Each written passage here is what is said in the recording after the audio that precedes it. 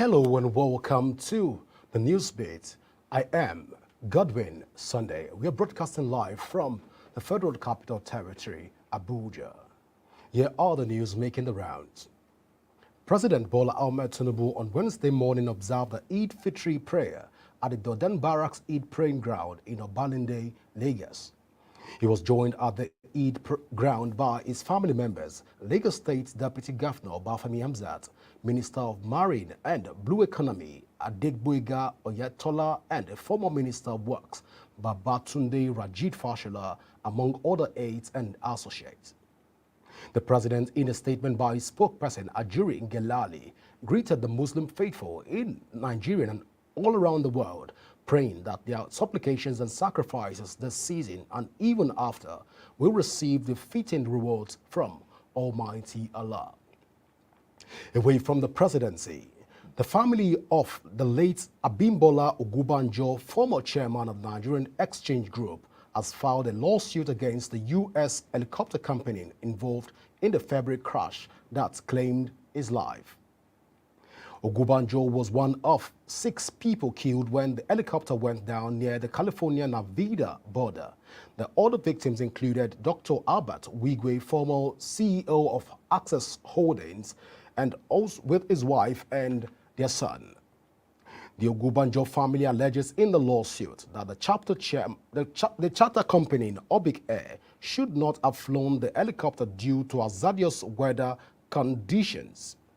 The lawsuit claims Obic Air disregarded a wintry mix of snow and rain off the Mojave Desert at time of the crash on February 9, 2024, according to Press Enterprise. More on the news.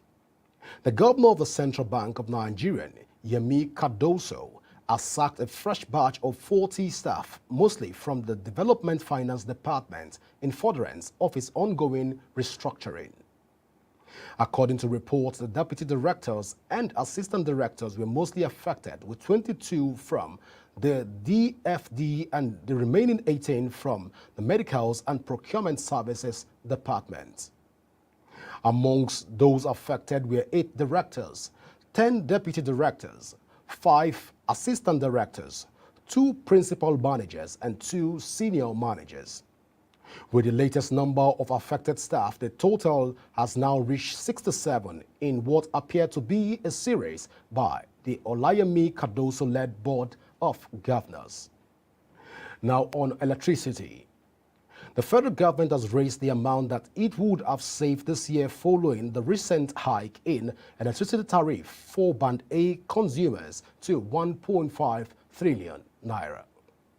It also stated that about 2.5 million meters would be installed this year in a bid to bridge the metering gap across the country and ensure consumers pay the right amount for electricity. On April 2nd, 2024, the Special Advisor to the President on Information and Strategy, Bayo Onanuga, stated that the move by governments to withdraw electricity subsidy from 15% of power consumers in Nigeria will save the government about 1.1 trillion annually. And now to business. Cardinal Stone Security Limited, United Capital Securities Limited, Stanbic IBTC Stockbrokers Limited traded the lion's share of 820.44 billion naira of the top 10 stockbrokers worth on the Nigerian Stock Exchange market. According to the Nigerian Stock Exchange market, the top 10 stockbrokers are responsible for 52.85% of the total value of stocks traded the previous week. The market witnessed bearish sentiment as the Nigerian Stock Exchange ASI recorded a week-on-week loss of 1.1% to close at 103,437.67 points. Consequently, market capitalization shed 1.1% to 58.5 trillion naira. Across sectors, performance was bearish as 4 indices lost, 1 gained, while the oil and gas index closed flat, leading the laggards, the banking and insurance.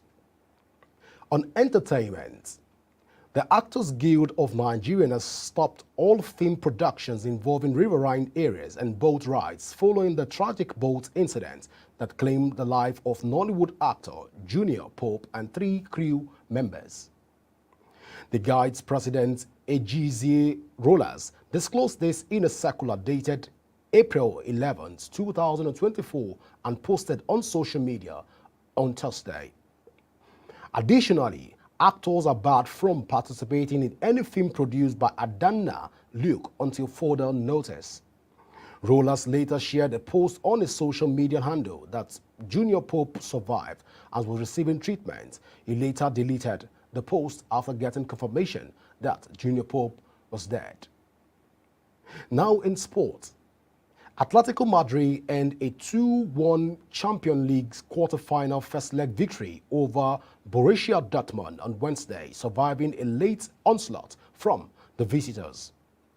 Rodrigo De Paul and Samuel Lino's first-half goals gave Diego Simeone side a commanding lead, but Sebastian Haller pulled one back to give the German side a foothold in the tie ahead of next week's return in Dortmund. And that's the Newsbeat on the hour. I am Godwin Sunday. Do remember to follow us on all our social media handle, and also remember that peace and unity are the pathways to progress. Is bye for now.